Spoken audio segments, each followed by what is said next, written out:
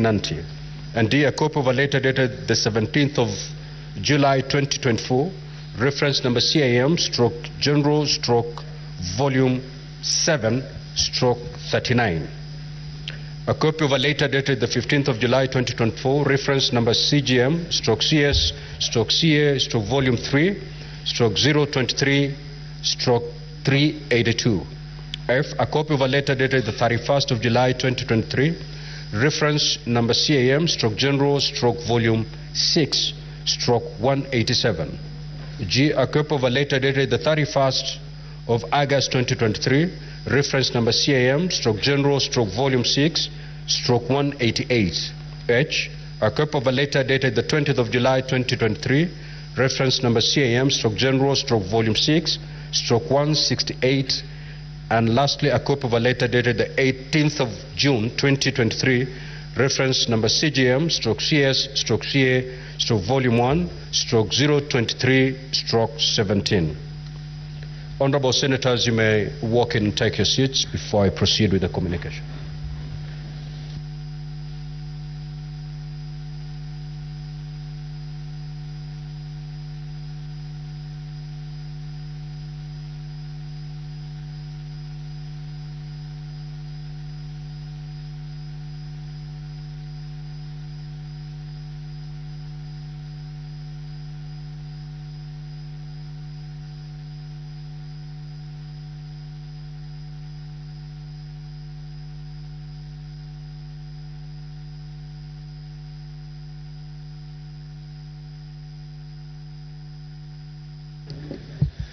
Senator Newtu, take your seat. You may greet your colleagues later on after the session, please.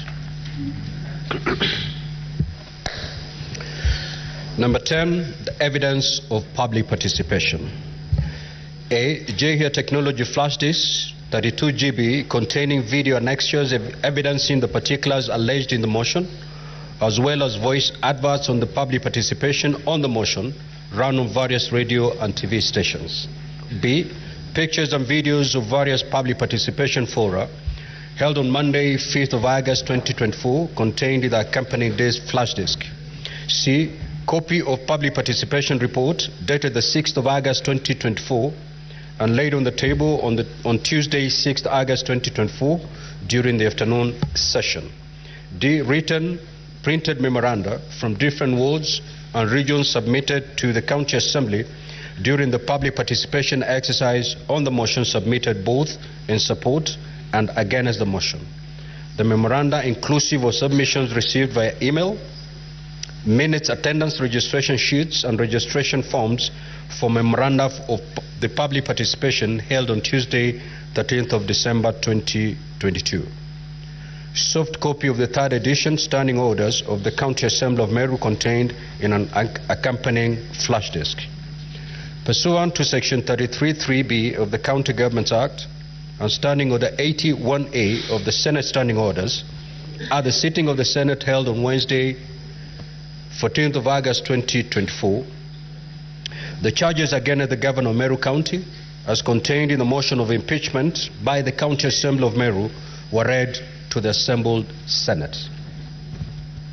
Honorable Senators, ladies and gentlemen, allow me to remind you of the mandate of the Senate in relation to the proposed removal from office by impeachment of a governor as provided for under Article 181 of the Constitution as read together with Section 33 of the County Governments Act 2012 and Standing Order 80 of the Senate Standing Orders.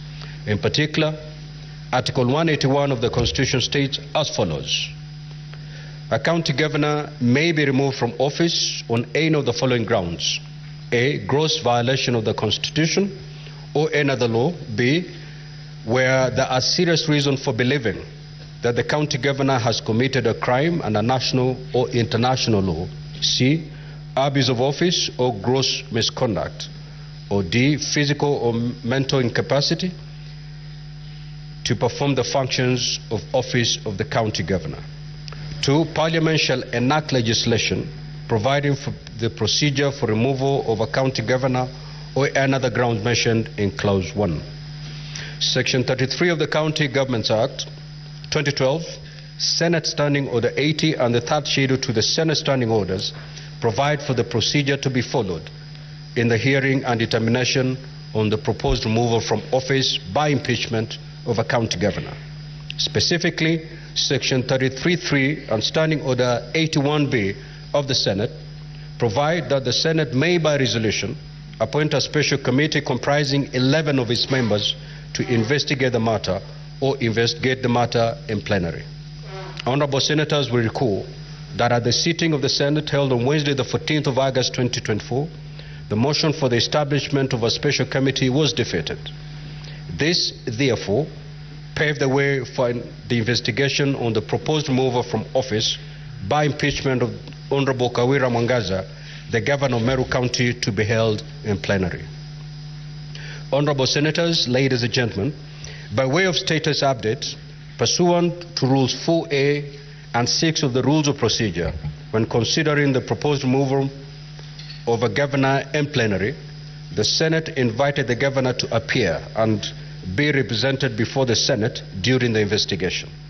The Senate further invited the governor, if she so chooses, to appear before the Senate to file an answer to the charges with the Office of the Clerk of the Senate by 5 p.m. on Saturday, 17th of August 2024, setting out one. Appear before the Senate to file an answer to the charges with the Office of the Clerk of the Senate by 5 p.m. on Saturday, 17th of August 2024, setting out 1, the governor's response to the particulars of allegations, 2, the mode of appearance before the Senate, whether in person or by advocate or in person and by advocate, 3, the names and addresses of the persons to be called as witnesses, if any, and witness statements containing a summary of the evidence to be presented by such witnesses before the Senate, and 4, any other evidence to be relied on. Pursuant to Rules 4B and 7 of the Rules of Procedure, when considering the proposed removal of a governor in plenary, the Senate notified the County Assembly of the date for the commencement of the investigation and invited the County Assembly to designate members of the County Assembly who shall appear and be represented before the Senate during the investigation. The County Assembly was further invited, if it so chooses, to appear before the Senate to file with the Office of the Clerk of the Senate by 5 p.m. on Saturday, 17th of August 2024, setting out documentation as follows. 1, designating the members of the County Assembly, if any, who shall attend and represent the Assembly in the proceedings before the Senate. 2, indicating the mode of appearance before the Senate, whether in person, by advocate, or in person, by advocate, and by advocate. 3, indicating the names and addresses of the persons to be called as witnesses, if any, and witness statements containing a summary of the evidence to be presented by such witnesses before the Senate, and 4, specifying any other evidence to be relied on. Honorable Senators, ladies and gentlemen, on Saturday, the 17th of August 2024, the Office of the Clerk of the Senate received a response reference number HKM-CAM-2024/CGA/2024-034 and dated the 17th of August 2024 to the invitation to appear issued to the Governor from Messrs. Mutuma Gishuru and Associates Advocates, who indicated that the Governor had appointed the firm to represent her in the proceedings before the Senate, and that the Governor would also appear in person and by advocates. The letter also indicated the list of counsel representing the Governor and the list of witnesses for the Governor. Similarly, on the 17th of August 2024, the Office of the Clerk of the Senate received a response, reference number 1/CAM/001/AB/24, and dated the 17th of August 2024 to the invitation to appear issued to the County Assembly from Messrs. A and B Advocates, LLP, indicating the firm had been appointed to represent the County Assembly. The letter also indicated the advocates representing the County Assembly and the witnesses for the County Assembly. Pursuant to Rule 8 of the Rules of Procedure, when considering the proposed removal from office of a governor in plenary, on Saturday, the 17th of August 2024, the clerk of the Senate furnished each party with the documentation filed by the other party in accordance with Rule 6 and 7 of the Rules of Procedure. Honorable Senators, ladies and gentlemen, the hearing program, which has been appended in today's order paper, detailed the various activities in the hearing and determination of the matter and the time allocated to each activity. It will be crucial, therefore, that all the parties comply with the time allocated. The parties will be notified of the balance of time on each activity through the clerks at the table. In summary, the program states that today, Monday, the 19th of August 2024, after we have dispensed with the preliminary matters, the charges against the governor, as submitted by the County Assembly, shall be read. The governor will be given an opportunity to take a plea on the charges. This will be followed by an opening statement by the County Assembly and thereafter by the governor. After the conclusion of the opening statements, the presentation of the case of the County Assembly shall commence. After the presentation of the case by the County Assembly, honorable senators will be given an opportunity to ask questions or seek clarification from the County Assembly. This should take us up to the end of today's sitting. The sitting scheduled for tomorrow, Tuesday the 20th of August 2024, the governor will have an opportunity to present her case before the Senate. Honorable senators will also be given an opportunity to ask questions or seek clarification from the governor, following which the closing statements by the parties will be made for a period not exceeding 1 hour each. The Senate shall then proceed to debate prior to voting on each of the charges.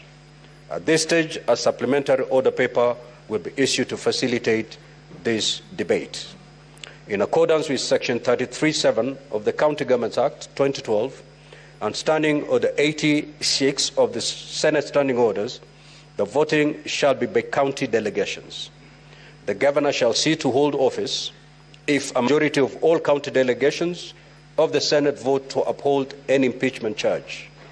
If, however, the vote in the Senate fails to result in the removal of the county governor pursuant to Standing Order 87, the Speaker of the Senate shall notify the Speaker of the Meru County Assembly accordingly.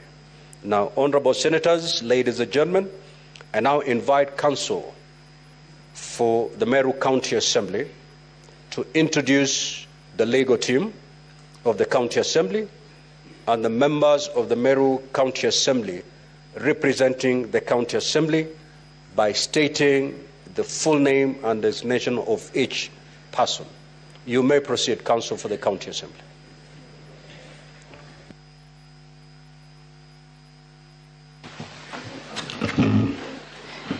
Thank you very kindly, Honorable Speaker. My name is Ndegwa Njiru. I'll be appearing together for the County Assembly of Meru County together with Mr. Mwangi Ndegwa, Mr. Mwirigi Eric Muriuki, Advocate, Mr. Mweruru Boniface Mawera, Advocate, and Mr. Mwenda Anthony, Advocate.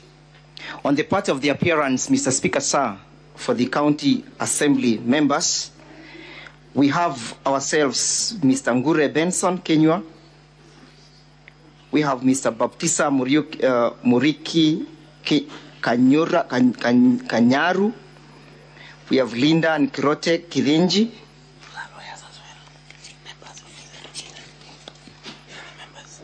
We appear together with them, but for the purposes of the County Assembly appearances, we have Honorable Zipora Kinya, MCA, Honorable Aurelia Murangeri Kirimana, MCA, Irene Kawera Kamencho, MCA. Those are the appearances, Mr. Speaker, sir.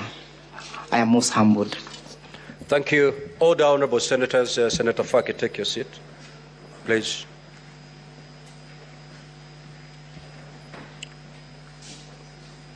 I now invite the counsel for the governor to introduce the legal team representing the governor and the governor by stating the full name and designation of each person. You may proceed, counsel. Thank you so much, Mr. Speaker. Sir, the governor's team is as follows. Number one, the Governor herself, Her Excellency Honorable Kawira Mwangaza, is present. In terms of legal counsel, the team is as follows. My name is Elisha Ongoya, legal counsel. I'm assisted by Mr. Elias Mutuma, legal counsel, Ms. Brida Kimathi, legal counsel, Mr. Robert Mutembei, legal counsel, Mr. Edgar Busiega, legal counsel, and Mr. Collins Mwenda, legal counsel. We are also assisted by a team of legal assistants, namely Mr. Brian Lee Maingi, Michelle Makandi, Sylvia Njoki, Victor Koome, and Ms. Noble Wandera. And we shall also be joined by witnesses in this matter, led by the Governor herself, Her Excellency Honorable Kawira Mwangaza, Mr. Ibrahim Mutwiri Kirimi, Mr. Dixon Munene Nkanata, Honorable Evans Mawira Kaaria, Member of the County Assembly, Honorable Frida Naito Gitobu, Member of the County Assembly, and Honorable Jacob Mwirigi Muturi, Member of the County Assembly. That is the Governor's team, and thank you so much. Thank you. Honorable Senators, ladies and gentlemen, on behalf of the Senate, I welcome the County Assembly team, the Governor's team of Meru County. Clerk, you may proceed. Order number 4, reading of the charges on the proposed removal from office by impeachment of Honorable Kawira Mwangaza, the Governor of Meru County.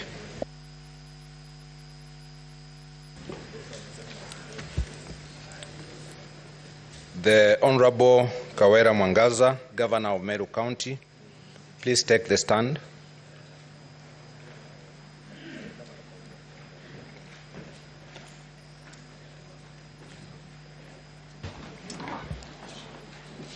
Honorable Kawira Mwangaza, the Governor of Meru County, the charges against you as received from the County Assembly of Meru are as follows.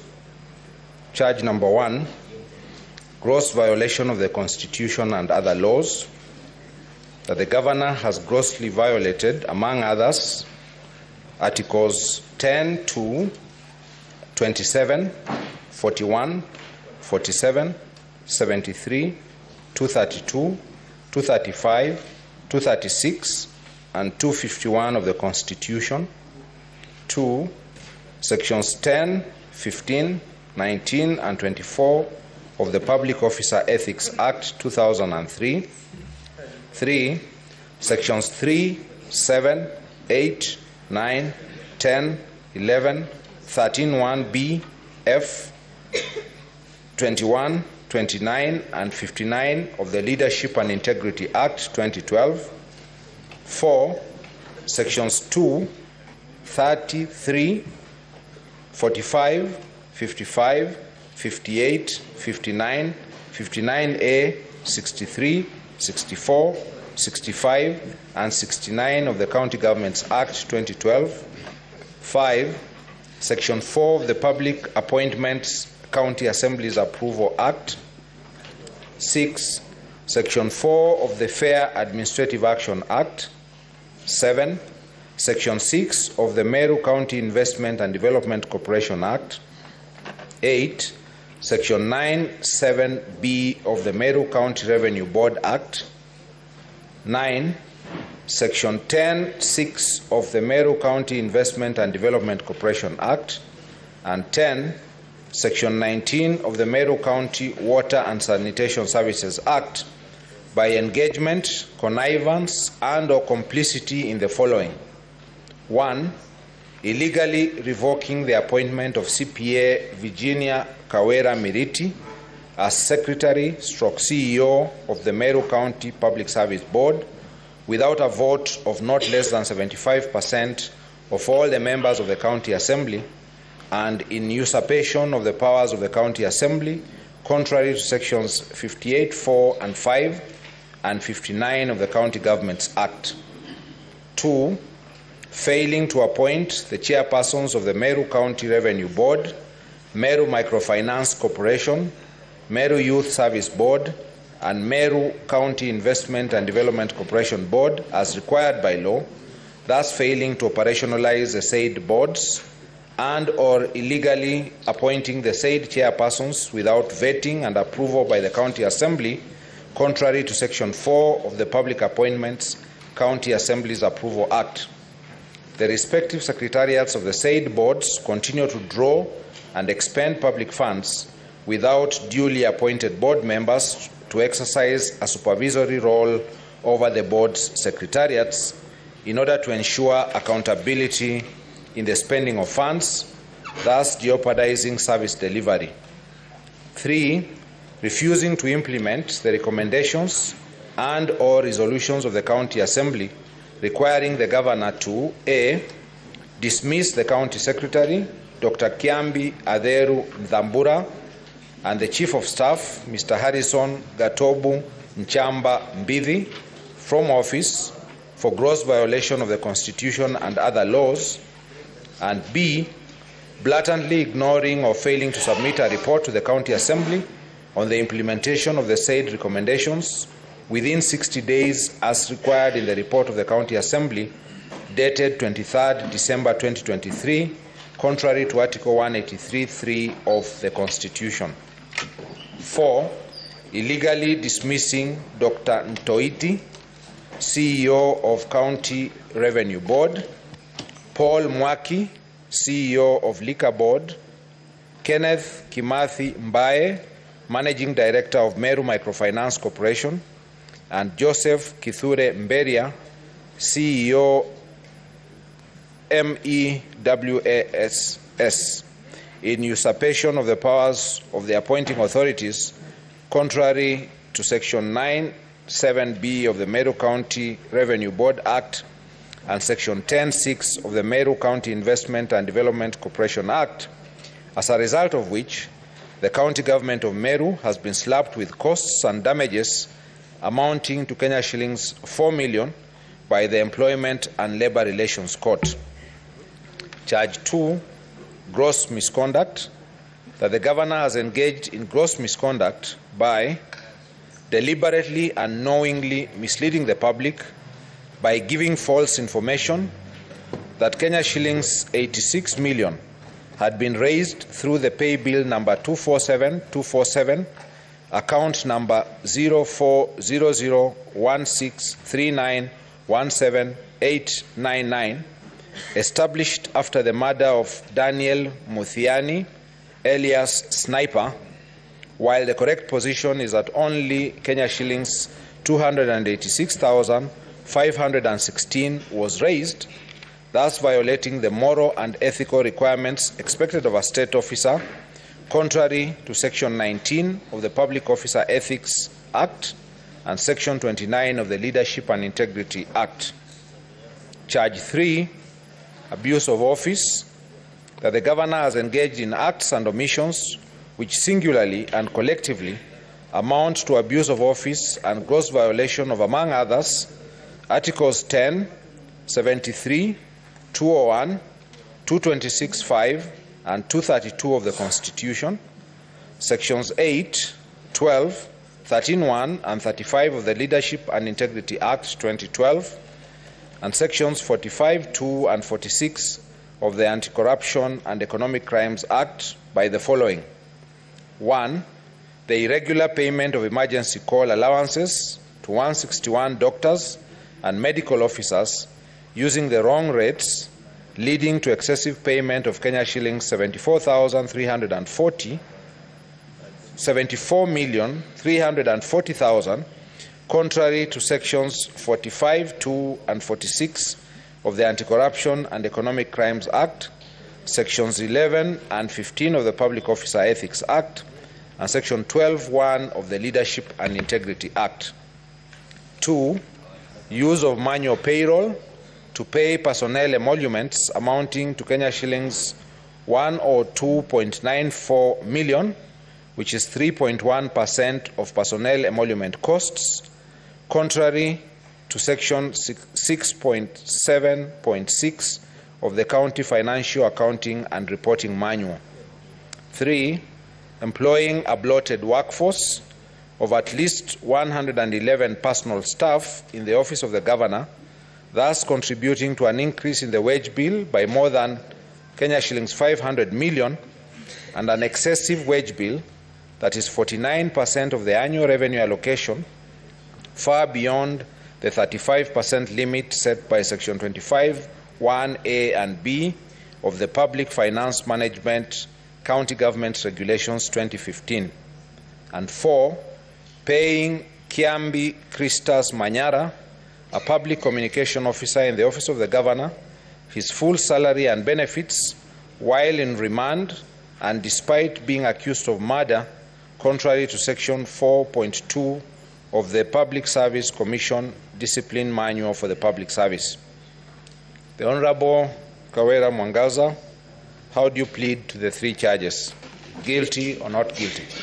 Not guilty. Now, Honorable Senators, pursuant to Rule 17 of the Rules of Procedure, as contained in the 3rd schedule to the Senate Standing Orders, each party will have 30 minutes to make their opening statement. We will start with the County Assembly. The floor is yours. Honorable Speaker, the members of the Assembly, I seek your guidance before we make our address, and I seek leave on Rule 10 of the Standing Rules and Article 50 of the Constitution in respect to a preliminary issue that has risen, and equally Rule 14. Any preliminary questions or issues raised by the County Assembly or the Governor shall be urged for not more than 30 minutes unless the Speaker otherwise directs. Honorable Speaker, I seek your guidance in respect to a communication that was done to this House by the County Assembly via a letter dated 17th August 2024 and another dated 18th August 2024. In the letter dated 18th August 2024, Mr. Speaker, sir, we sought that, sorry, let me begin down dated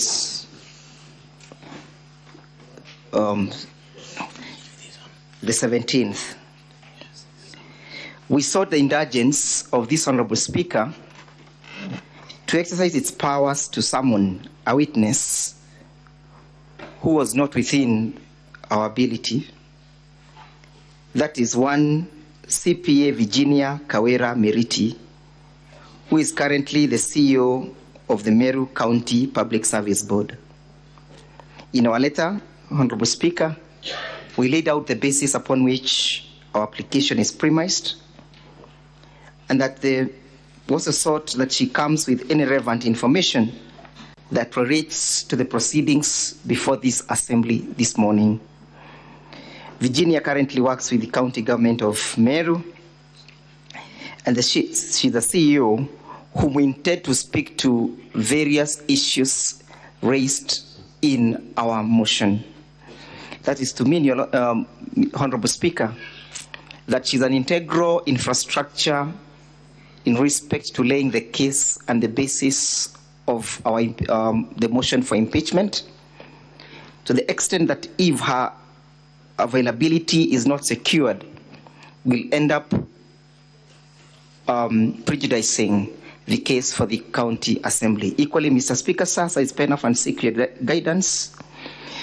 We were served with the documents and the responses from the Governor's response team, and as correctly put and captured by your address this morning, Mr. Speaker, sir, we noted that there were some issues and very serious issues that were raised, some of them bordering between criminality or forgery of documents. Mr. Speaker, sir, in that respect, we noticed from the Governor's response a letter from one Linda Gaki Kiome, who is the legal advisor to the governor, as at 23rd February 2024. We equally noted a purported letter from Jacob Kirari, the clerk of the county assembly. This letter is purportedly received by the Speaker of the County Assembly of Meru. Mr. Speaker, sir, those two letters have been addressed and annexed as KM5, appearing on page 11 to 12 of the Governor's response at volume 1B. Additionally, Mr. Speaker, sir, the County Assembly of Meru seeks to summon the one Linda to come and speak to the authenticity of that letter. When she saw the response, she filed an affidavit which is yet to be placed on record before this Honorable Senate, but filed with the office of the clerk to the Assembly, dated 18th of August 2024. Mr. Speaker, sir, the risk of us not summoning these two individuals, and especially Mr. Jacob, to come and tell us whether the County Assembly ever received those letters from the county governor, will be that we shall proceed on the basis of evidence that has criminal liability, that has criminal aspects. We'll proceed to answer and to hear a case and a defense that is tainted with illegality. That means, Your Honor, so that means, Mr. Speaker, sir, that Article 50 of the Constitution shall be infringed, a right to a fair hearing, which must and shall not be derogated. Mr. Speaker, sir, it is alleged by the response at paragraph 54 to 56 of the governor's response. For the County Assembly. Yes, Your Lord. Are you still on the request? Yes, I paid off at that. You're still on the preliminary issue? I seek your guidance. I paid off that. We seek the summoning of Virginia. So let's dispense with that first. Then Yes. you may proceed to make your opening statement. Yeah, in the alternative, if these are not going to be summoned, we seek to expunge from record the affidavit of one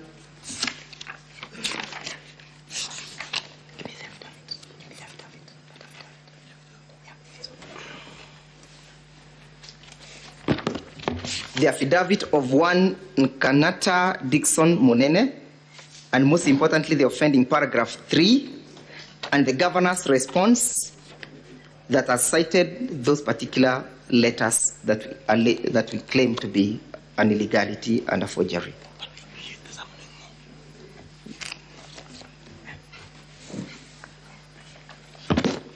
But would appreciate if they were summoned, more summoned.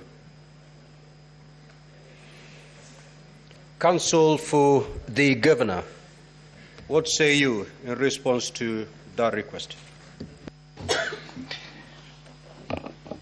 Mr. Speaker, sir, distinguished senators, there appear to be multiple requests wrapped up as one. So I'll respond to it as follows. There is a formal request before this House for the summons to Virginia Kawira as a witness. We have no objection to the summons to Virginia Kawira as a witness. There is a statement made by McCansell that he has to produce relevant documents. Now, one of the things that these rules of procedure frown upon is trial by ambush. And therefore, we concede to a summons to Virginia Kawira to attend this Senate and make such comments as are necessary on the documents already filed and shared between the parties. On the request in respect of the summons for Linda Koome, we have not been served by any such request. We are hearing it for the first time here, And we also don't know the justification for that because there's no document, letter, or request served upon us. On the request to expunge the affidavit or part of the affidavit of Dixon, Munene, and Kanata, and certain paragraphs from the response, our reply is simple. Evidence, the credibility or otherwise of evidence is tested in cross-examination. We shall present each of these witnesses here as witnesses, Mr. Speaker, and the Assembly side will have an opportunity to test whatever theories and hypotheses that they have about their candor of their testimony by instrument of cross-examination. We humbly submit.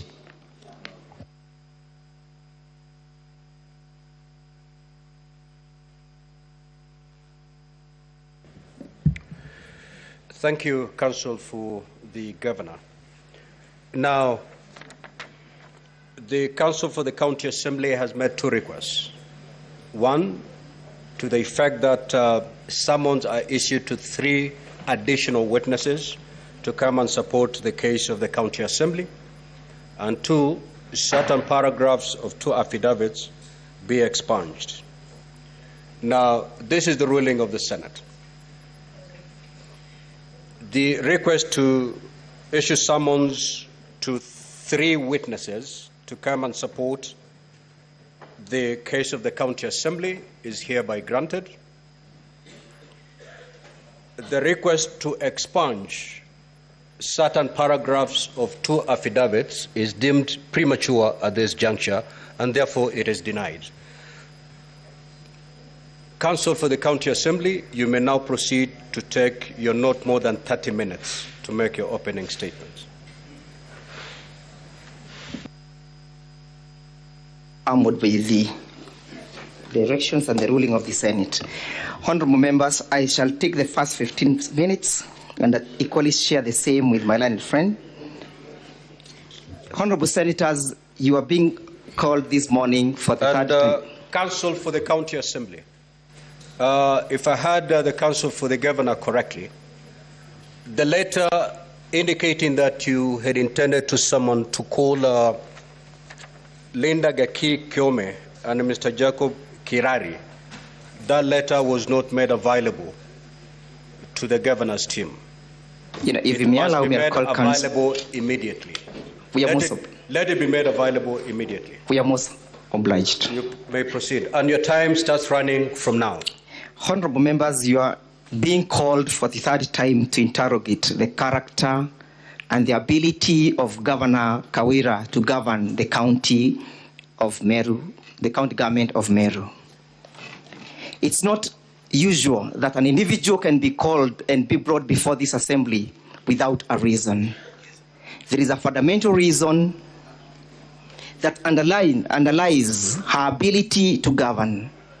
You're being called for the third time to interrogate the ability of Governor Kawira to manage the resources of the county of Meru. You're being called upon for the third time to interrogate the ability of Governor Kawira to ensure that there is effective service delivery of services to the people and the residents of Meru County. Accountability, honorable members, is a measure of leadership. Accountability is the ability of an individual to be held to account for our actions. It's not a call for interrogating the weakness of an individual, but the ability of that individual to execute her constitutional mandates. For the third time, there cannot be malice. This cannot be personal vendetta. There is no relationship that is unconstitutional between the governor and the county assembly that can make the county assembly to be aggrieved on behalf of the people of Meru County for the third time. Accountability is the gateway to earning trust. We are here because there is serious trust deficit with the ability of Governor Kawira to govern the county of Meru. We shall bring evidence before you, honorable senators, how reckless statements that flies over the face of Chapter 6 of the Constitution in respect of the ability of an elected leader at the status of a governor to be able to earn confidence in the office that she holds. We'll show you how families are broken down courtesy of reckless statements that are not accountable, made and attributed to the governor. Honorable Senators, we shall bring before you evidence how money and resources that Kenyans are on day-to-day basis working hard to generate are being misused at the heart and the behest of the governor, at the quest or behest of her inability to govern the resources, her inability to manage the county government of Meru, her inability to be in charge of the county. That is the case that we have before you. And when she is called to answer to the same, she has always an escape route. She has manufactured a serious safety valve that makes sure that she is never held to account of her actions. She blames others. She keeps on saying, it wasn't me. She is in charge of the county that, as we speak, has embezzled, courtesy of maintaining a manual payroll, Kenya shillings 212 million, hard-earned money, due to the inability to manage the county. We have a governor who is serving in the county government of Meru and who is not able to manage her human resource. When proper procedures are taken, when proper procedures are called out by the employees, they are victimized. They are victimized because she wants to maintain a system that is not accountable. This house has risen to the occasions, and whenever I appear before this house, I live with the confidence, whether we win the case or we lose the case, that this house has done its work. This is the house that will go to the history of this republic, that it has been out to hold individuals accountable, irrespective of your gender, irrespective of your association, irrespective of your political association. This house has remained true to its calling. This house has remained very impartial to the processes. And that is why for the third time we are bringing a case against Governor Kawira, because we have confidence with this house that we look to the facts of the case and dispense with substantive justice. The first step towards success is taking responsibility of your actions. The first measure, the measures of one's personal character is attributed to the ability to manage the responsibilities that have been bestowed and granted unto you. And if you cannot then be held accountable, if you will always be blaming others, then what is your role? When those others are making that mistake, when those others are embezzling the funds, where are you? What actions have you taken? We'll bring cases where the county assembly has attempted to hold accountable the governor, reports made before the county assembly, summons issued, recommendation made, and the governor declines with contempt, ridicule, and spite on the part of the county assembly. That is the case that we have. Honorable Senators, holding people accountable is a show of love. When you hold somebody accountable, you are simply saying, Honorable Senators, that you are capable of a bigger or to do bigger things. This is not out of malice. It's not out of any personal vendetta. It's to show the love that the county assembly has for the people of Meru. We'll present before you evidence that public participation was effectively carried out, 85% of the participants giving a verdict that supports the county assembly's case. We'll give you evidence that 49 county assembly members voted in support of the motion. These are not relatives to the governor. They have no any fraternal association with the governor. They are people who are simply executing their mandate as bestowed by the Constitution. That is the simplicity of the case that we have. We'll bring you evidence of a witness who is currently displaced from her matrimonial home, courtesy of the responsibility of the governor, courtesy of the governor inability to manage how she relates the members of the public. We'll bring you the sniper's wife. The sniper's wife is a case before this assembly, not to prosecute the murder case, but to prosecute Chapter 6 of the Constitution in respect to the governor ability to manage the county. As I pen off and invite my learned friend, honorable senators, we invite objectivity in the case. You brought evidence by Governor Kawira, former individuals who moved this motions before you for her impeachment have now been staged as a witness.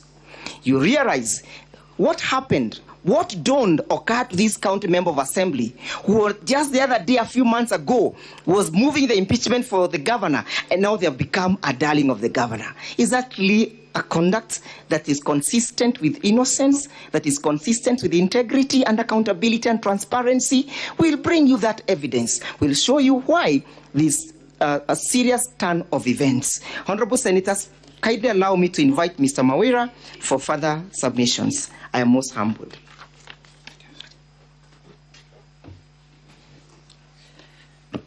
Honorable Speaker, my name is Morero Boniface Mawira, and I'll proceed from where my learned senior, Mr. Ndego, was left.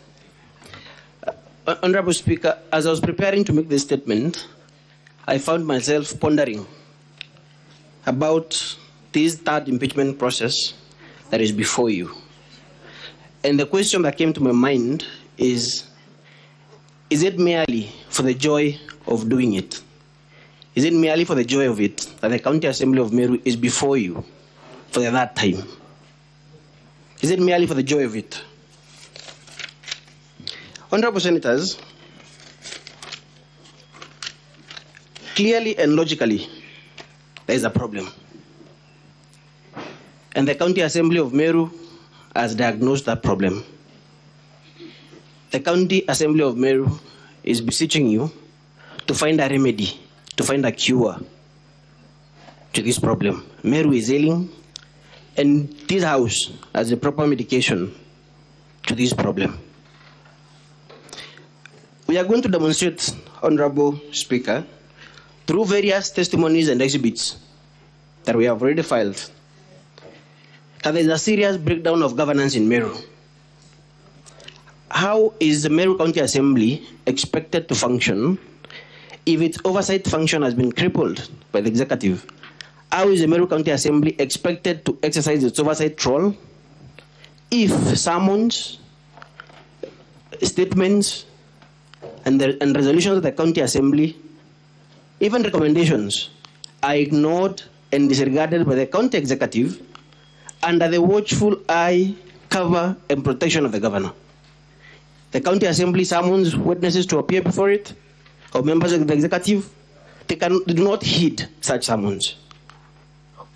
What redress is the County Assembly left with, other than coming before you? This house is a protector of devolution, and we beseech you to protect devolution that is on its deathbed in Meru. We will demonstrate, Honorable Senators, countless discreditable acts, all of which amount to gross violation of the Constitution and other laws, abuse of office, and gross misconduct. Of course, there is, and I'm not belittling what my learned senior said, that money has been lost, but there's a lot of misinformation out there that for you to prove or to succeed in an impeachment process or for an impeachment charge to be upheld, you need to show that money has been lost or there is misappropriation. And I'll refer you to Article 181 of the Constitution and its replica in Section 33 of the County Governments Act. The Constitution talks about gross violation of the Constitution, gross misconduct, or abuse of office. That provision, Honorable Speaker, is to be read holistically, is to be read together with Article 75 of the Constitution, which talks about conduct of state officers. And I'll read that provision, Honorable Speaker. There are state officer shall behave whether in public official life or in private life in a manner that does not demean the office that state officer holds. That is the provision. So it's not just a matter of misappropriation or loss of money. Your conduct as a state officer, whether in public official life or private life, would equally meet the threshold for impeachment. And I will not state names, but we have seen in this very republic gross misconduct by state officers elsewhere, and they have been held to account, notwithstanding that there was no loss of money.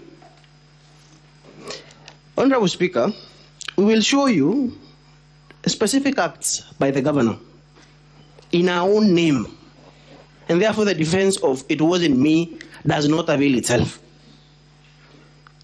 Of course, attempts have been made by the governor to deflect these specific acts on our part, including through forgery of documents. And those documents have been filed, and they are before you, Honorable Senators. And those documents, which the County Assembly contains, are outright forgeries, are meant to doing this Honorable House and to deflect the attention of this House from the real issues. And the real issues, for example, that forgery relates to a specific act by the governor in revoking the appointment of the CEO of the Meru County Public Service Board. But letters have been forged to cover up and to drink this Honorable House, to divert attention from that specific act in our own name, by our own signature, and under our own hand. We are going to demonstrate, Honorable Speaker, that the governor has persisted in a path of impunity through the county secretary and the chief of staff. And this has been raised in previous impeachment proceedings. The governor said it wasn't me. But luckily, Honorable Speaker, the law envisages such a situation as the one before you, where a state officer, a public officer, says, it wasn't me, it was so and so. Section 24 of the Public Officer Ethics Act and Section 35 of the Leadership and Integrity Act is about the conduct of a state officer acting through others. And those provisions are expressed that that public officer is still liable for the acts that are done through others. So, even if that act was done by someone else, the law envisages that acting through others is not a defense to certain acts by the state officer.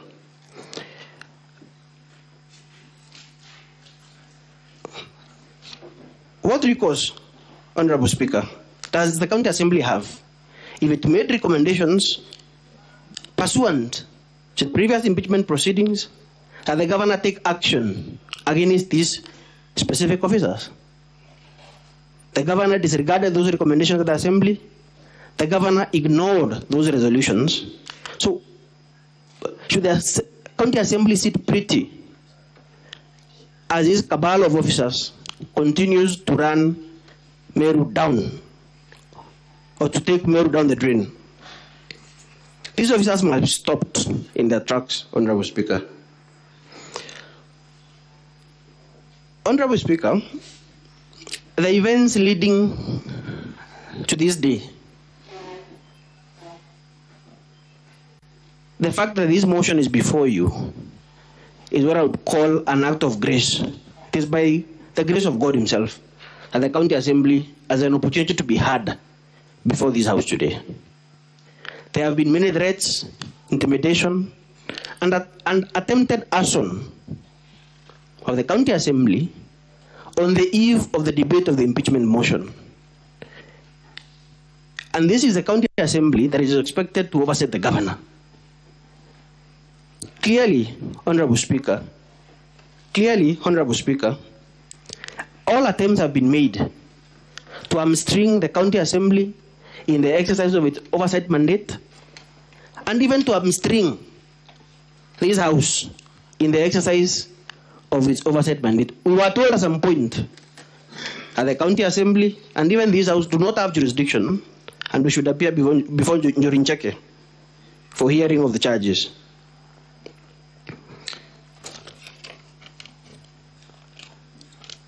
The governor, of course, will tell you, Honorable Speaker, that the county assembly is abusing its oversight role, and that the county assembly has been held captive by some external forces. But my question, Honorable Speaker, is how is that an answer to any of the charges? For instance, how is that an answer to the charge or the allegation that the governor illegally revoked the appointment of the CEO of the Meru County Public Service Board under our own hand and signature and name? How is this purported capture by external forces a response to these specific allegations against the governor? Many other attempts will be made, Honorable Speaker, to deflect or to divert attention from the real issues. Videos will be played by some common man or ordinary people in Meru, even abusing this Honorable House, abusing the Speaker, abusing the senators, saying that this is a house of greed and bribery. But how is that an answer to the specific charges? And all these videos are not by members of the county assembly, they are not by elected leaders, they're just by wannabes or whatever you may call them, probably even political activists. There is a real attempt to shift your attention from the issues that are in the motion, so that you consider other extraneous material that is not in any way associated with the county assembly, and to pass a verdict. Of course, one that is not just to the county assembly. Authority that is vested in a state officer, Honorable Speaker, is a public trust. And pursuant to Article 73, it should be exercised in a manner that promotes confidence, public confidence in the integrity of that office, and it should bring honor and dignity to that office. It should equally demonstrate respect for the people.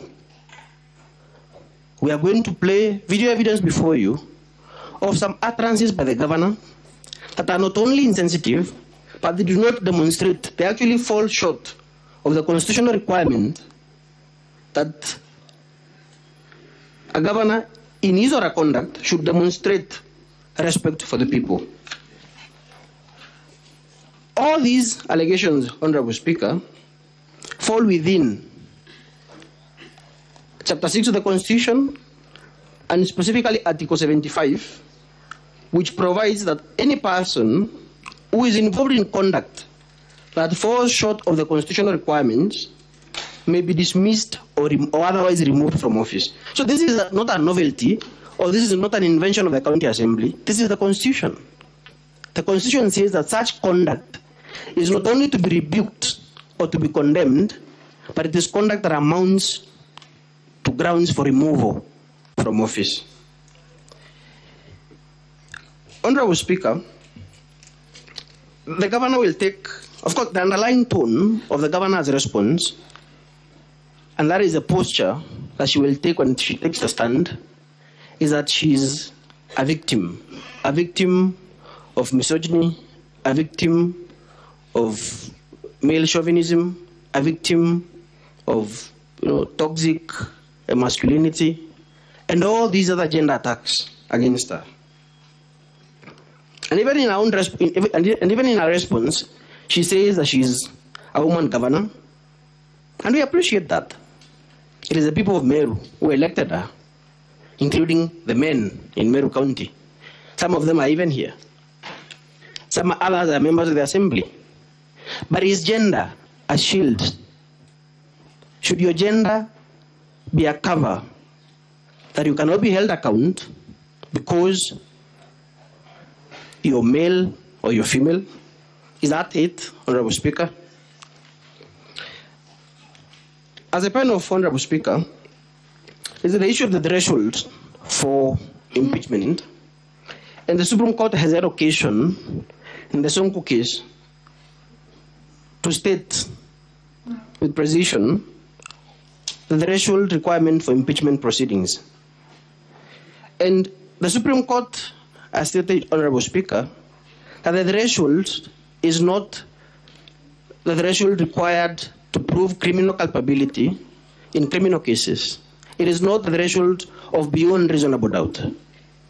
It is the threshold of above a balance of probability, but below reasonable doubt.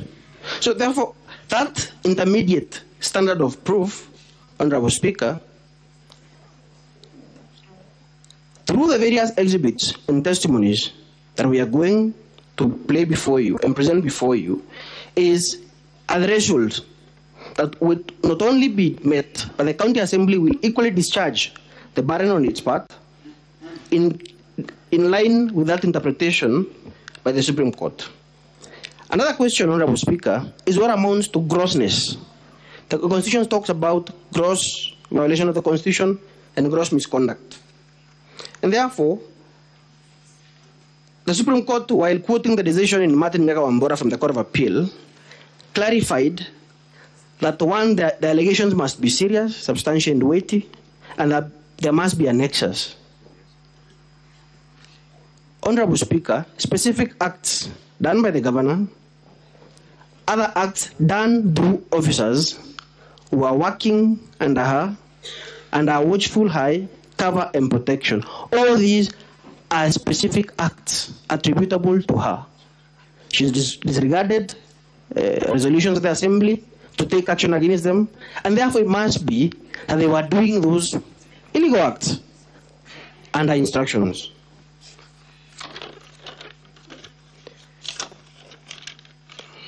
Honorable Speaker, we are going to demonstrate through our various pieces of evidence that the County Assembly has no recourse but to turn to this House for redress and to redeem devolution that has clearly died in Meru.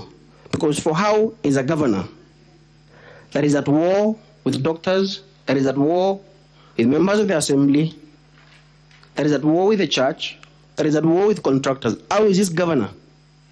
A governor that has even shifted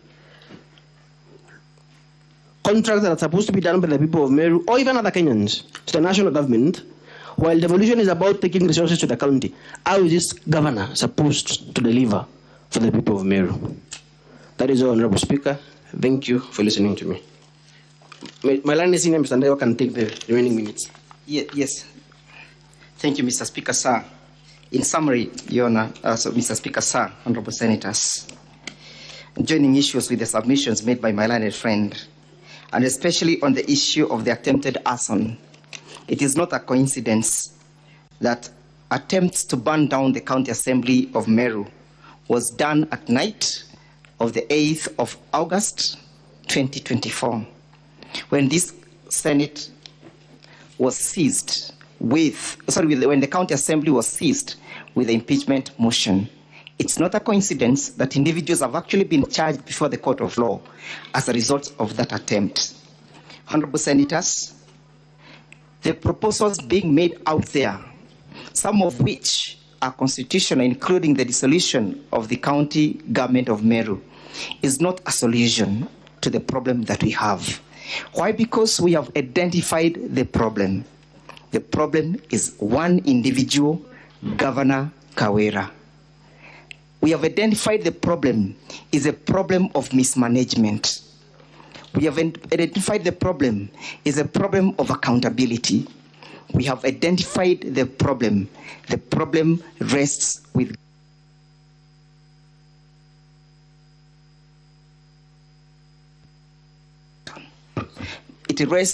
Governor Kawira. Service delivery has been compromised. We'll play to you videos of babies being born outside a health center, being born in a karai.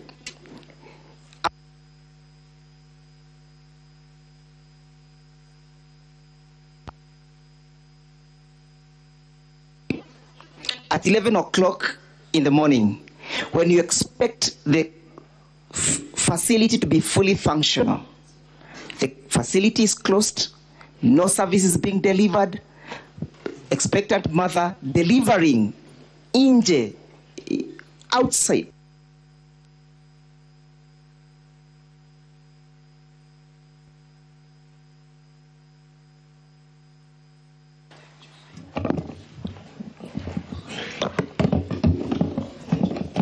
The people of Meru County expected that with the inception of devolution and with health sector being apportioned to the county government of Meru, that they will have proper stewardship, that they'll have proper managers, that they'll have people who care about the health status of the people of Meru County.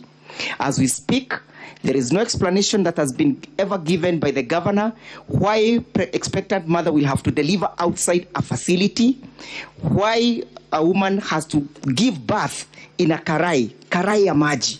That is a pathetic situation in Meru County. No explanation has been given, no apology has ever been given by the governor, no actions has ever been taken to ensure that such action is not or does not occur. No disciplinary actions taken in respect to that particular facility. So that is the case for the County Assembly.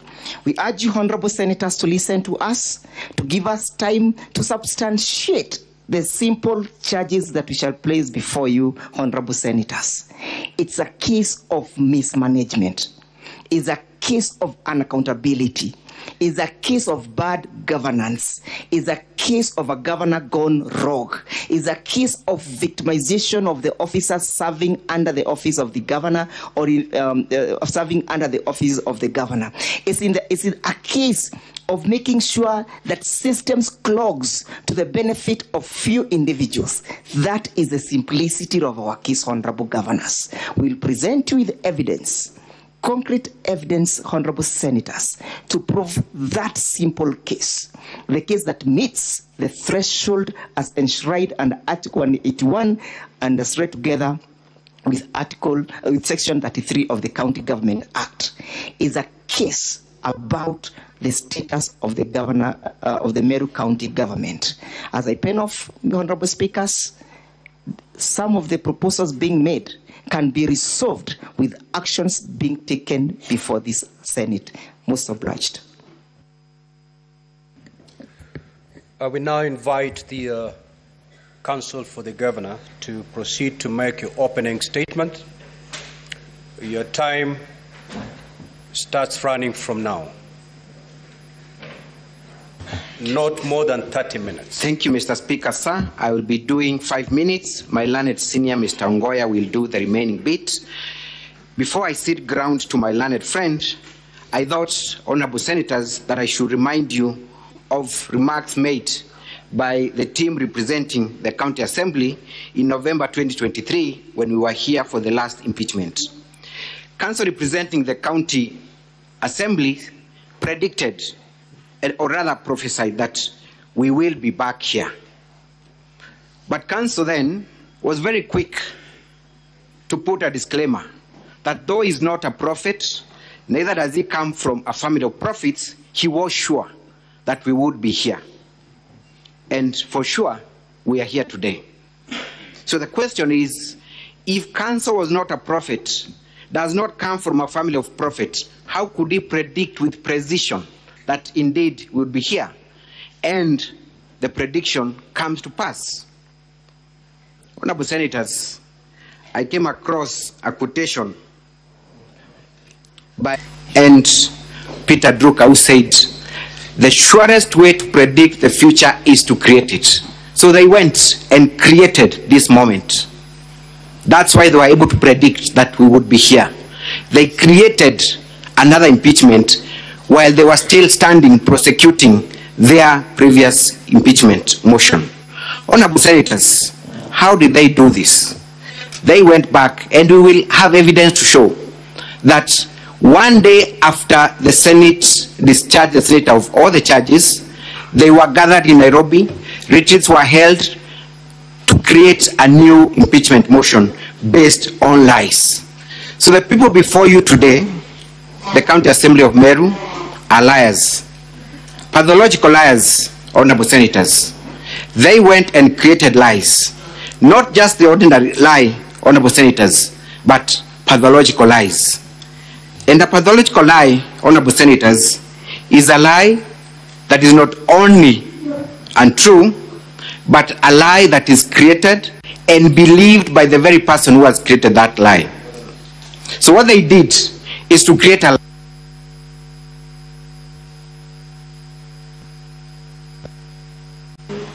Senator Mungatana, you will have an opportunity to make intervention on this opening statement when the time arises.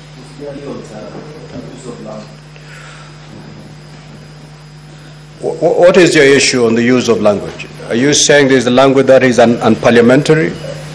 Yes. Mr. Speaker, basically I'm not making any intervention except, Mr. Speaker, we're in Senate and we must obey the rules. Lies cannot be a language that is allowed here, Mr. Speaker. Senator Mungatana, if it is their case that the county assembly is lying, then they can say so. If it is their case, they're not. Senator Mungatana, this case is before two parties, the governor and the county assembly. Here the governor is saying you are being fed to untruths. You may want to romanticize that word, but say as it is. It is what it is. So if in their own case, whatever has been presented to the Senate is not true, then they're really warranted to call it, as they're calling it now, a lie.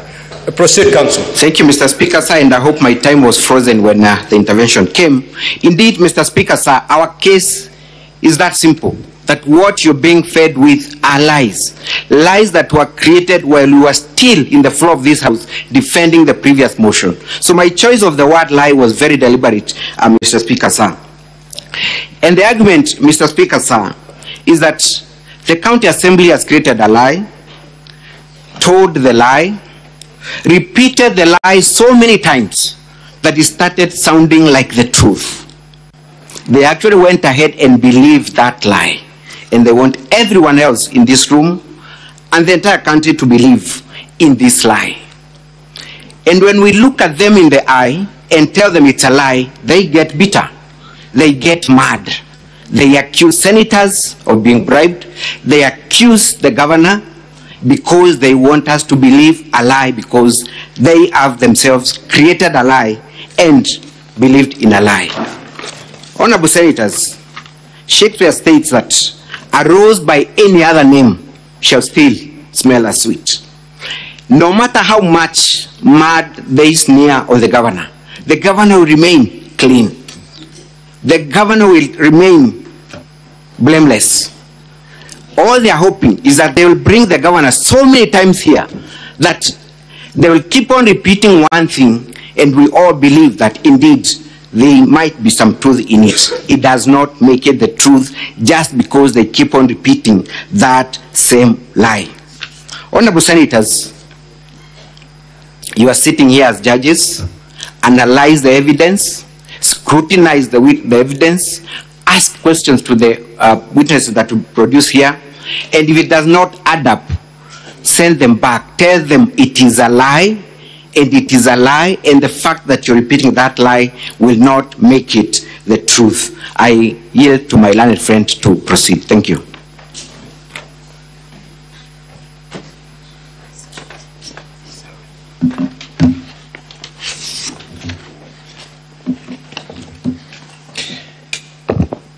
Thank you, Mr. Speaker, sir, and thank you, distinguished senators.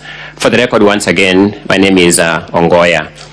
Mr. Speaker, in view of the earlier interventions, may I know how many minutes I still have for ease of time management?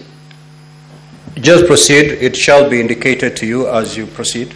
Thank you so much, Mr. Speaker.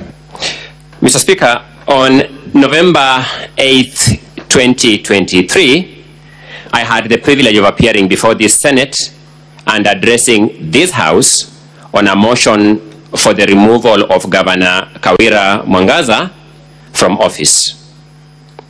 That was the third attempt that had been made to remove Her Excellency Honorable Kawira Mwangaza from office by impeachment. It was, however, the second time that attempt was reaching this House. As we stand here today, this is the fifth attempt to remove Governor Honorable Kawira Mwangaza from office, although it is the third time in total for those attempts to reach this House. It means, Mr. Speaker, distinguished senators, between the time we came here and today, 2 attempts have been made to remove this governor from office between November 8th and today.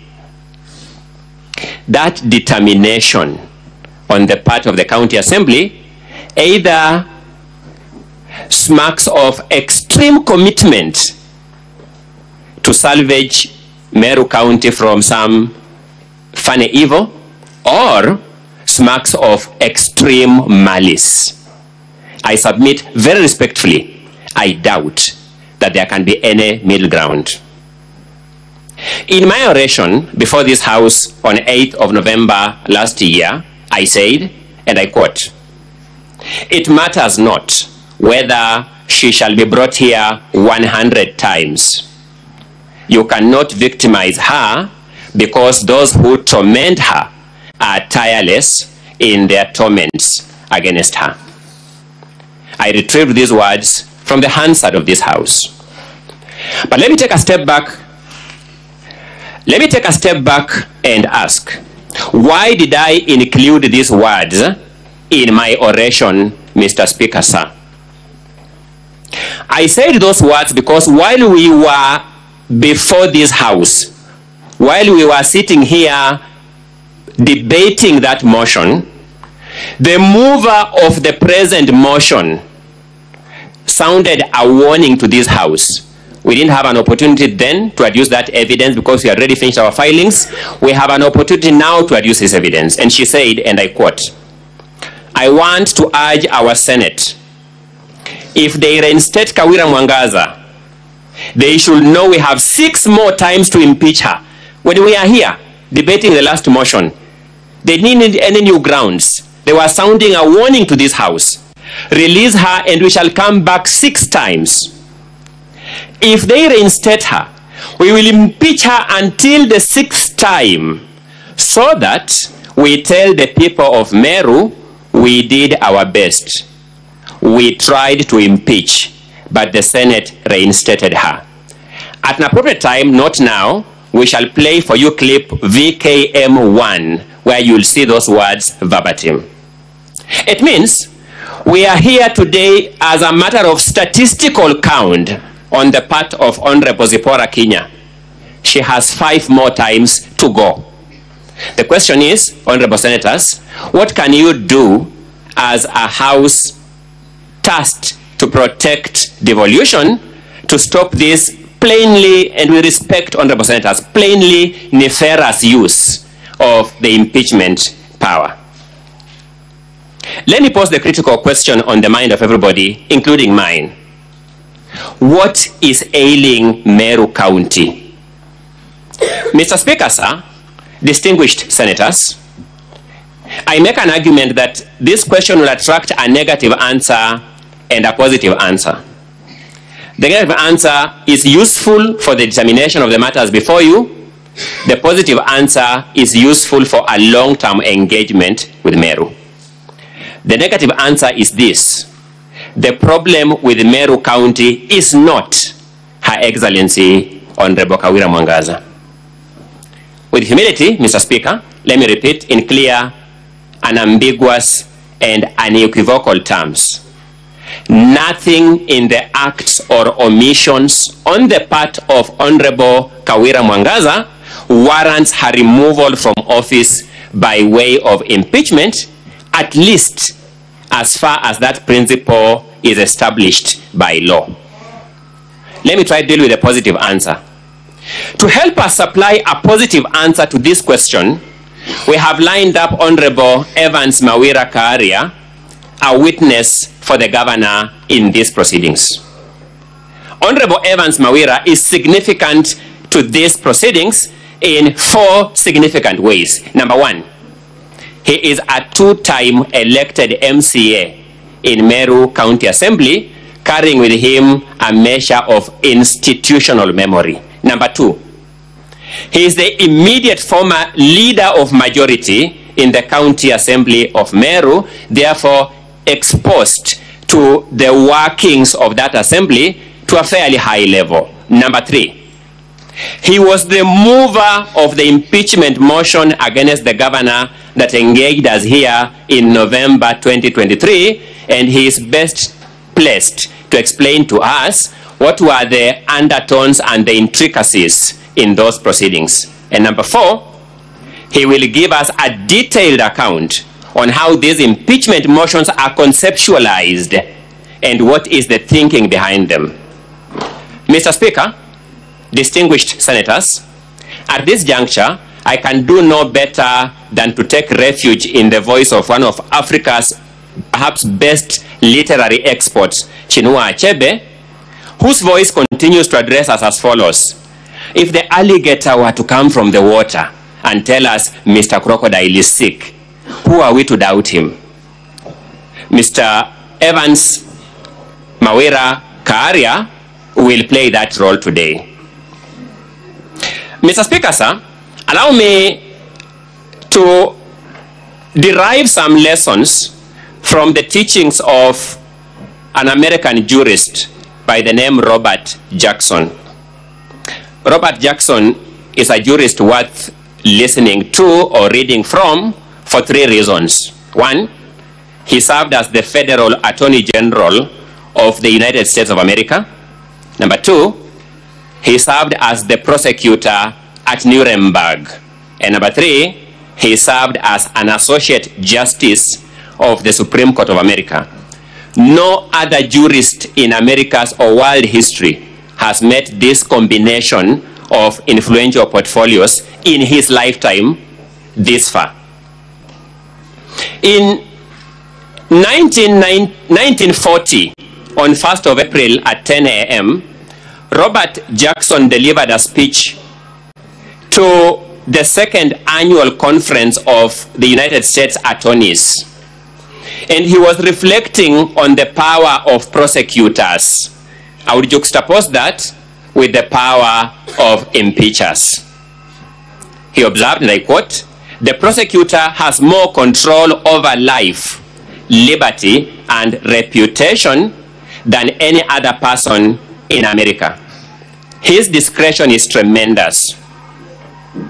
While the prosecutor, at his best, is one of the most beneficent forces in our society, when he acts from malice or other base motives, he is one of the worst." He proceeds, "If the prosecutor is obliged to choose his cases, it follows that he can choose his defendants. And therein lies the most dangerous power of the prosecutor, that he will pick people that he thinks he should, rather than cases that need to be prosecuted. In such a case, it is not a question of discovering the commission of a crime and then looking for the man who has committed it. It's a question of picking the man, then searching the law books and putting investigators to work to pin some offense on him. It is in this realm in which the prosecutor picks some person whom he dislikes or desires to embarrass, or selects some group of unpopular persons and then looks for an offense, that the greatest danger of abuse of prosecuting power lies. It is here that law enforcement becomes personal, and the real crime becomes being unpopular with the predominant or governing group. Distinguished senators, I want to make it unequivocal here. The County Assembly of Meru has not discovered wrongs against Governor Kawira Mwangaza. It has discovered Honorable Kawira Mwangaza first and has put anything and everything at play to say what allegation can we make against her to possibly embarrass her. Allow me to make some general comments on the impeachment motion before you, conscious of the language of this House, but again mindful to speak the truth in its most manifest form. I repeat, distinguished senators, volume number 1 of the document in front of you from the County Assembly, which essentially is the impeachment motion, is simply and squarely a manifesto of lies. This language, Mr. Speaker, sir, is actually strong, and I begin by conceding that, and it requires justification. Let me therefore proceed to justify by making a promissory note. I promise you that at the tail end of this hearing, you will have discovered the following. Number 1, when you will retire to consider count number 1, paragraph 4 of the impeachment motion before you, it will read, and I quote, illegally dismissing Dr. Ntoiti, CEO, County Revenue Board, Paul Mwaki, CEO of Liquor Board, Kenneth Kimathi Mbae, Managing Director of Meru Finance Corporation, and Joseph Kithure Mberia, CEO, MWAS, in the usurpation of the powers of the appointing authorities. When you look at the motion you dispensed with last November, count number 4, you will see paragraph 16b, sending Dr. Ntoiti, that same Ntoiti, Paul Mwaki, that same Paul Mwaki, Kenneth Kimathi Mbae, that same Kenneth Kimathi Mbae, Joseph Kithure Mberia, that same Joseph Kithure Mberia, on indefinite compulsory leave. You are redebating the same matter you debated and voted on here in all its substantive content.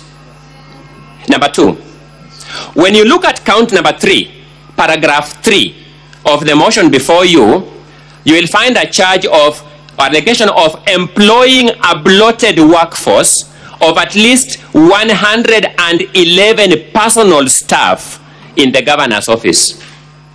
Good people. Count 4, paragraph G of the last impeachment motion read, employing a bloated workforce, more than 100 personal staff in the office of governor.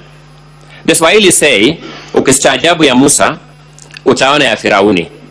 You'll be surprised that the documentary evidence, the piece of paper that was used to support count 4, paragraph G of the last impeachment motion, is the same piece of paper with the same names in the same order that has been attached to the motion before you.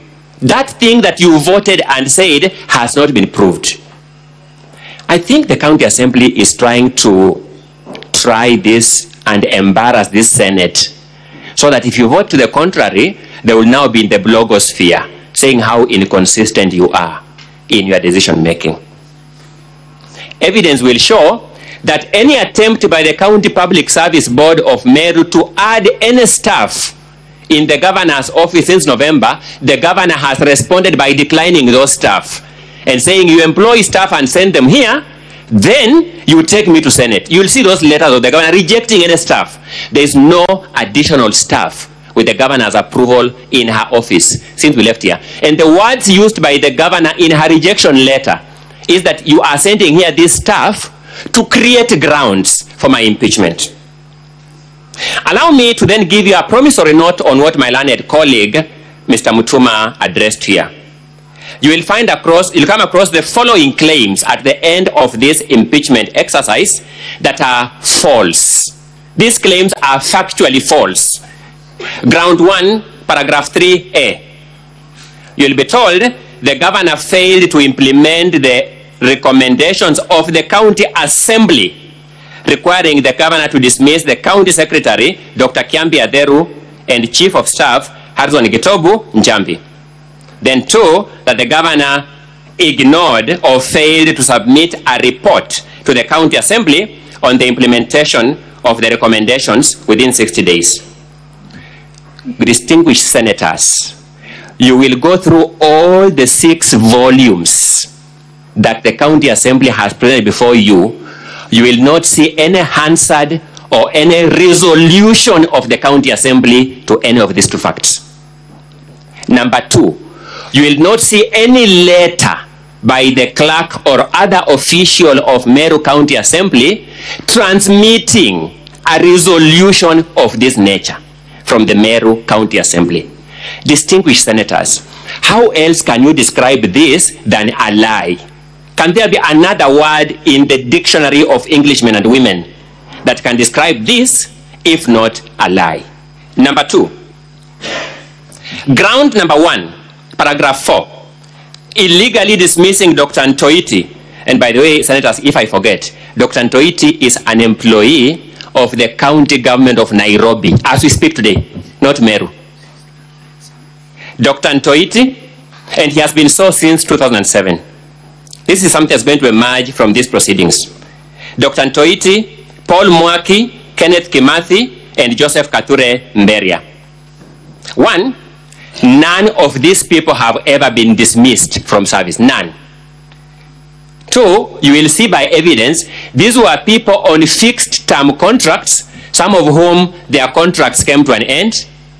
Others among them, they discovered they had maneuvered their ways and gotten their way to 2 governments, and they ran away by themselves. One of them is Dr. Ntoiti, the county government of Nairobi. We will show you correspondence from Nairobi County government revealing these facts.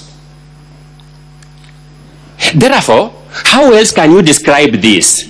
You will see this governor has not dismissed any of them as a matter of fact. Ground 2, paragraph 6. You will be told, or you are told, that the governor deliberately and knowingly misled the public that 86,000 shillings, quote unquote, 86 million shillings, my apologies for that, 86 million shillings, quote unquote, had been raised through pay bill number 247, account number 04001639178999. There will be no evidence by documentary or video or even witness evidence showing the governor has ever mentioned this pay bill number or mentioned this account number anywhere. It is a fact we will prove by evidence. The leaders who have waged war against the governor have collected money across multiple pay bill numbers, M-Pesa platforms, and cash accounts that have not been presented to this Senate. It is a submission. If the County Assembly has decided to make the issue of the money collected in relation to the unfortunate death of Sniper an issue in this Senate, they must make a full and candid disclosure of how much money was collected across all these platforms. Ground 3, paragraph 8, irregular payment of emergency call allowances to 161 doctors and medical doctors using the wrong rates. 1, as a matter of fact, the governor is neither a salary processing or a salary paying officer in the county government of Meru. But 2, and more importantly, substantively, the emergency call allowance complaint of here is expressly contained in the collective bargaining agreement negotiated between the national government, the Ministry of Health, and KMPDU. The instructions were cascaded down from the Principal Secretary to the Council of Governors and to all counties. No cent has been paid outside the figures set out in that collective bargaining agreement. I think, let me use the brief time I have here, because we are also the public listening to us, to make it clear to the doctors, compliance by the county government of Meru with their hard-fought and negotiated CBA and we all know in the public domain, some officials of KMPDU actually went in jail for some days in the course of these 2017 negotiations. Implementation is actually landing a governor in problems. Ground 3, paragraph 9, use of a manual payroll to pay personnel emoluments. One, this is something you'll find very paradoxical. As at 25th June 2024, the County Assembly of Meru had raised this question with the County Executive on whether there is a manual payroll. And the County Executive had answered satisfactorily that there was no longer use of a manual payroll in the county government of Meru. That's number one. But number two, the same audit report that the County Assembly will give you showing that there may have been use of manual payroll previously will show use of manual payroll in the county itself as well in the same financial year. And we are not here to equal terms. We are making a simple case that the procedure of processing the integrated payroll personnel database numbers, IPPD numbers, takes time. And therefore, the employees who are in the meantime accommodated on the manual payrolls are there for the limited purpose when we are waiting for the Directorate of Personnel Management in the Ministry of Public Service to generate IPPD numbers. These are nursery school teachers whom we cannot keep for 8 months as they wait for their IPPD numbers before they begin earning. There is no allegation of loss of any coin in these circumstances. I have addressed the issue of the alleged bloated workforce in the governor's office, but you see they say there are 111 personal staff in the governor's office. As a matter of fact, we do not have 111 personal staff in the governor's office. It is simply not true. On the allegation that one Kiambi Crispus Manyara was paid, one, the governor is not the head of public county service involved in interdiction or suspension of staff. Number two, the governor does not process or pay any staff of the county government. The allegation, therefore, that this governor has paid Kiambi Crispus Manyara is actually factually false. Mr. Speaker, sir, distinguished senators, I spent my 2 minutes to address certain overall, sorry, may I just have 1 minute to summarize up something? Just 1 minute. I didn't know my time was up. I thought it's 2 minutes. We have said before, Mr. Speaker, and we reiterate that the County Assembly of Meru brings here the governor because it lacks respect for this oversight institution. If the team upstairs has access to video number VKM18. Counsel for the governor, your time is up. My apologies. I'll give you 1 more minute. Thank you so much. Thank you so much. So may I just ask the team upstairs to run for me video VKM18 at minute 1.18 to 1.17 strictly in the interest of time. Access to video number VKM18. Counsel for the house of shame. Your time is up. My apologies. That house of greed. Thank you so much. Thank you so much. Called the Senate. The team upstairs to run for me video VKM18 at minute 1.18 to 1.17 strictly in the interest of time. Access to video number VKM18. Counsel for the of shame. Of shame. Your time is up. That house of greed. Thank you so much. Called the Senate. A house of shame. A house of greed. Aingeturudishia ugonjwa huu Meru, atungekuwa hapa. Thank you so much. That is the General Secretary of DEB Party, a party with 20 members in the Meru County Assembly that has partly sponsored the motion before you. I rest the governor's opening arguments.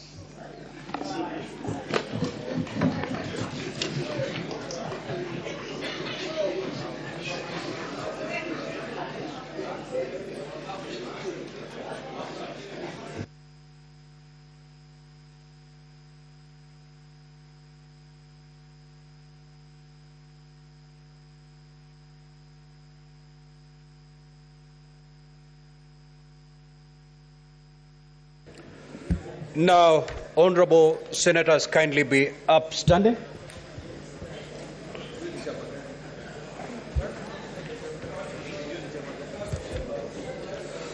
Honorable senators, it is now 12:49.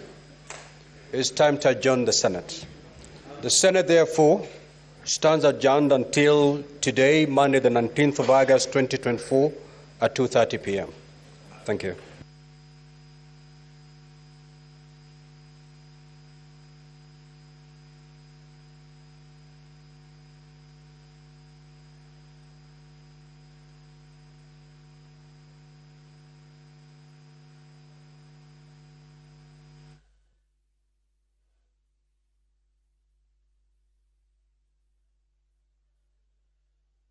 The mark